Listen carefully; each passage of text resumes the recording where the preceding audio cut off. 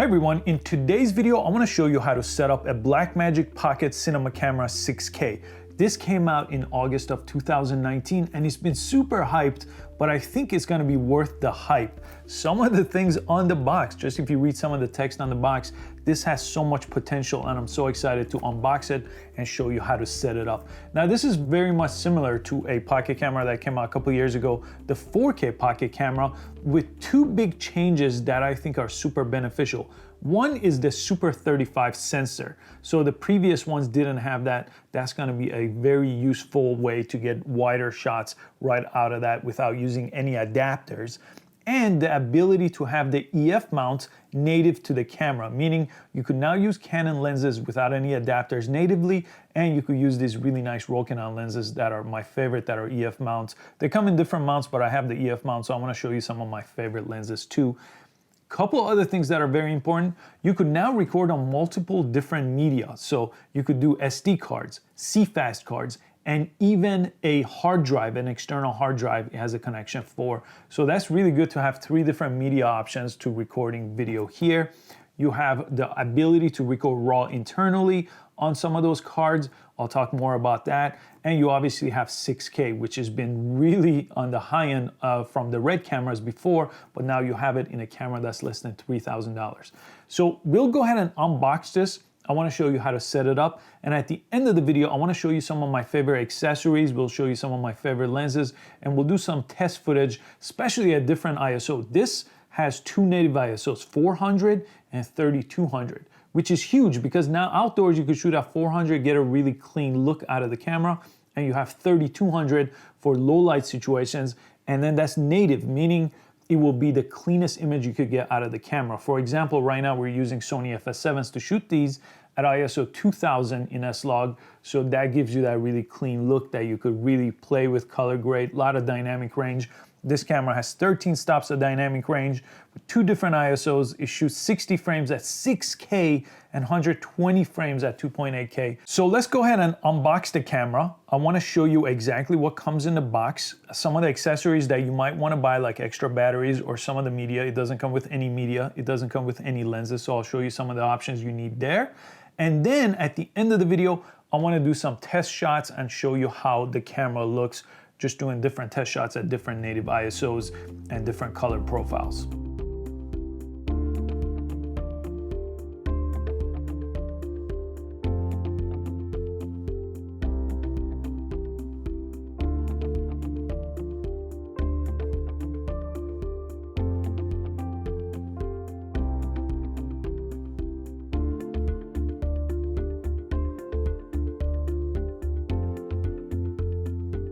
So this is the camera right out of the box, and I want to show you the three things you need before you basically go and turn on the camera. You obviously need the battery, and I recommend buying a few of these. I bought about 4 of these, and I'll leave a link in the description to my favorite ones. These are the same batteries I used to have for Canon 5D Mark II, Mark III. This is just the LPE6, so I'll leave that in the description below. Get a few of these. Make sure this is 100% charged, the one that comes in the box, before you put it in. Then you'll need media, and again, there's 3 different types of media you could use depending on what you want to record. You could use a regular SD card to record HD, but I recommend buying these faster cards. This exact same one I'll leave in the description. It's a good size, 128 gigs. They're pretty inexpensive nowadays. You could use CFAST 2 cards, and you could use a hard drive, a USB-C hard drive. I'll show you that connection in a second. So 3 different media formats that you could use for this camera. So you got battery, media, and lenses next, and you have EF mount. So you could just press this release right here to take the cap off. It just rotates off.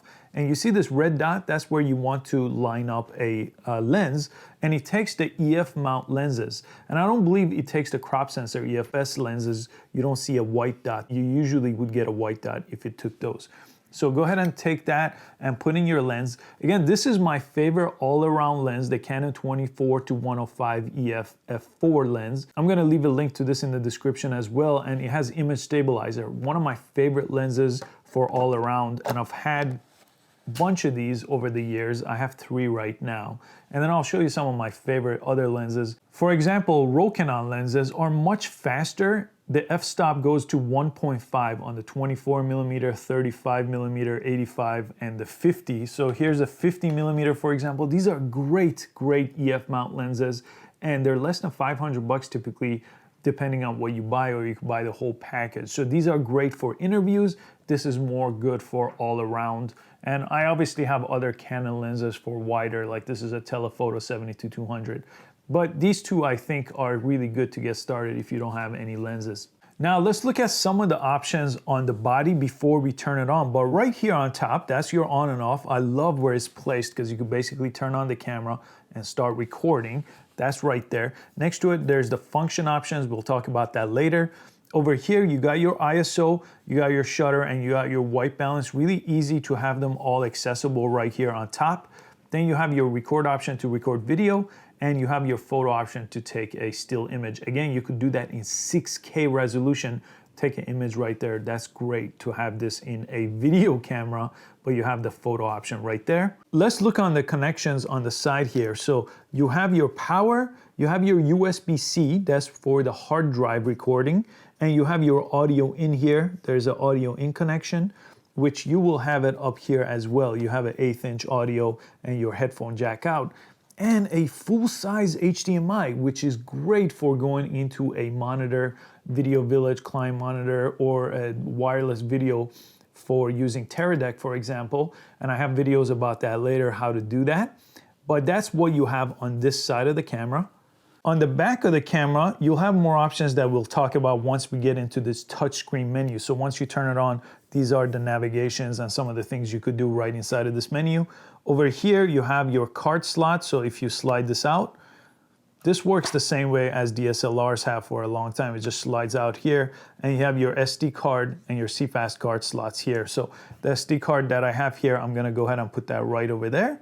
And on the very bottom, you have your battery. So if you could just go ahead and flip this open, these batteries will fit right in just like that. And then it will click on and you're all set. So go ahead and put your card, your battery, and your lens, and you're basically ready to turn on the camera. And then I'll show you how to set up things in the menu. So before we get started with setting up our iris, our shutter, our frame rate, anything on top here, I'm gonna format the card. So to format the card, if you have an SD card, it's gonna show up on the second slot, the CF card on the first. You just press right here, and then you say Formats SD card, and then you'll have the option between OS Extended and exFAT. So I usually choose this because I'm gonna edit on a Mac, but if you're gonna edit on a PC or if you're not sure, this will be the best bet. But I usually pick the first one knowing my edit suite is a Mac, and then format SD card one more time, and then one more time, and then you have to hold it for 3 seconds. So they made it very hard for you to accidentally format a card. So I'll go ahead and hold it here for 3 seconds, and then the SD card will be formatted. And then based on your recording and the size of your card, it's gonna tell you how many minutes you get. So I'll show you some of the different settings and how many minutes you get. This is a 128 gig card that we put in here. So I'm gonna press exit. Now let's set up our frame rate and our recording format. That's the next step after formatting the card. So instead of pressing on top here, I'm gonna go inside the menu. That's this icon here. And on top is your full menu from record all the way to the different LUTs you could put on here. But under record, that's where I usually start. So do I wanna shoot Blackmagic RAW, or do I wanna shoot ProRes? ProRes will give you those MOV files. This one will give you the braw.braw files. And then you could go ahead and use DaVinci Resolve on these RAW files. And I usually use ProRes if I don't need RAW, which is most of the time. So let me show you the ProRes options. You have HQ, that's the high quality ProRes, the standard 422 LT and proxy. I usually do 422 unless I need more heavy animation, and I'll go HQ here. And then look at some of your recording underneath it. You have Ultra HD, and then you have 4K, and you have regular HD. So those are your 3 settings under ProRes, and it doesn't matter which one you're on. So I typically do Ultra HD, which is the 16:9 4K instead of the 17:9 4K. And I usually do ProRes 422. So now, let me go back. I'll press the menu here to go back to this page. Now let's look at our timer here. So we get 35 minutes now, based on that. But if I go back to the menu and go to HQ, we're gonna get less time. So now we're at 23 minutes. So depending on what you wanna do here and how much memory you have, that's where you can make some of that decision. 50 minutes here with the LT. But we're at 4K and not 6K. So let me go back here and show you how to do 6K. In order to do 6K, you need to be on Blackmagic RAW. And now all these 6K options become available to you. So you have this 6K, then you have this one. Again, for this 6K, you get the full sensor. With this one, you get a sensor windowed. So you can go ahead and select some of these and see what it does to your card space. So let me do 6K here, and then you could do constant bit rate or constant quality. Usually I do constant bit rates and stay somewhere between 5:1 and 8:1. Again, that will significantly change how much you will get on your card. 3:1 is for heavy animation green screen. So let me just show you how much you get. 6K RAW, constant bit rate at 6K, 3:1. And you're only at 8 minutes on a 128 gig card. So if you're doing things like this, it makes sense to get bigger cards or record directly on a hard drive. So let me go back in the menu here and let me go to 8:1 just to show you a different way to set this up, and you get 21 minutes. So you could play around and see what those compressions do to your record time, and then it's always depending on your application. So you gotta choose this based on your application and how much card you want. Heavy, animation, graphics, 3:1, and then you could go all the way to 12:1. I usually shoot ProRes if I know my output is not relevant to graphics and design. So now we're set with our resolution, ProRes 422 Ultra HD. Let's go ahead and set up our frame rate. So if I come back to this menu over here, frame rate's on top, so I could just press that, and then I could go ahead and slide this around to get my frame rate. I'll show you how to do higher frame rate like 60p and 120 frames later, but right now I usually shoot at 23.98. That's what I'm set to on my frame rates. My shutter, I usually leave at 180 when I'm shooting at 23.98, but you could change your shutter speed down here, same way. And your iris, if you have a Canon mount, you could go ahead and change it right here, or if you have a manual one like this lens that's sitting in front here, I would change it on the lens with the aperture. But it's just that simple. It's really easy to change your iris here. So now we have our resolution, frame rate, shutter, and iris. Now we want to choose our ISO. There's two native ISOs on this camera. There's the 400, so if you're in a outdoor situation, for example, maybe that's the best option. You could even go lower to 200, but this is the native one, so I recommend doing 400 for outdoor. And if you're in a low light situation, 3200 is the second native one. And when you do native, you get the least amount of noise. And it goes all the way, let's go all the way up to 25,600. Obviously, you don't want to use this because you'll get a lot of noise and grain on this image. But if you were in a low light situation and you had to, you can go up that high. I recommend usually going up to 3200 in the case of a low light situation. Then you have your white balance. Again, same thing. You have your tungsten, your daylight, all your typical options here. And you could go ahead and change the color temperature. Let's say we start here on tungsten or daylight. You could go ahead and take the slider and change it by 100 Kelvin or 50 Kelvin actually, every time you slide this over. And then this is your auto white balance. So you can put something white here and update it that way. And then once you do set it, you'll see how much tint it's adding to your image on top here. So this is gonna be your white balance. In this case, we're in a daylight situation. We're with a daylight, so I'll leave it there. And you could change your tint if you want. That'll put it on this one, CWB, if you change tint. But I'll leave it on the default daylight here. Then you have your battery life right here. You could see voltage or percentage. And that's my least favorite thing about this camera. It goes through these Canon batteries really fast.